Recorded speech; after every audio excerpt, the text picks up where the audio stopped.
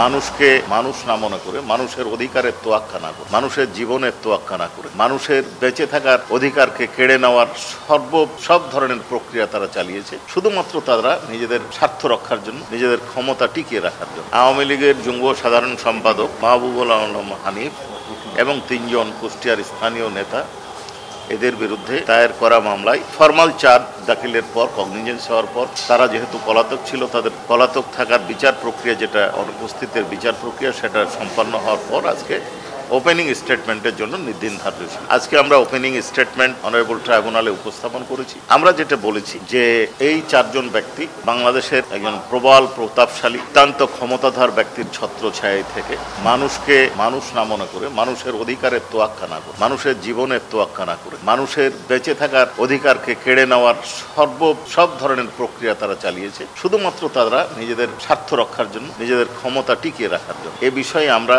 Opening statement এর পূর্বে যে ফরমাল চার্জ দাখিল হয়েছে তাতে এবং চার্জ হিয়ারিং এর সময় বিস্তারিত উপস্থাপন করি এবং অনারেবল ট্রাইব্যুনাল সামগ্রিক দিক বিবেচনায় তাদের বিরুদ্ধে ফরমাল চার্জ এবং সাক্ষ্য প্রমাণ অন্যান্য বিবেচনায় নিয়ে অভিযোগ গঠন করেন। কাজেই আমরা অনারেবল ট্রাইব্যুনালকে ইতিপূর্বেই সন্তুষ্ট করতে সক্ষম হয়েছি, বোঝাতে পেরেছি যে এই আসামিদের বিরুদ্ধে অত্যন্ত শক্ত প্রাইমারি কেস আছে।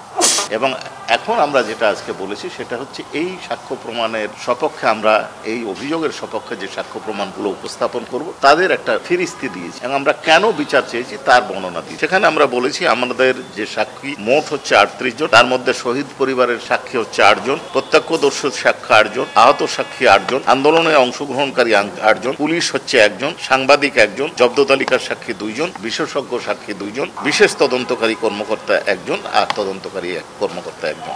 এছাড়াও আমরা যে সমস্ত সাক্ষ্য প্রমাণ ট্রাইব্যুনালে উপস্থাপন করব তার মধ্যে অডিও ক্লিপস আছে, ভিডিও ক্লিপস আছে, বিশেষজ্ঞ রিপোর্ট আছে, ফরেনসিক রিপোর্ট আছে এবং সাক্ষ্য অর্থাৎ সরাসরি যারা অনারেবল ট্রাইব্যুনালের সাক্ষ্য প্রমাণ উপস্থাপন করবেন।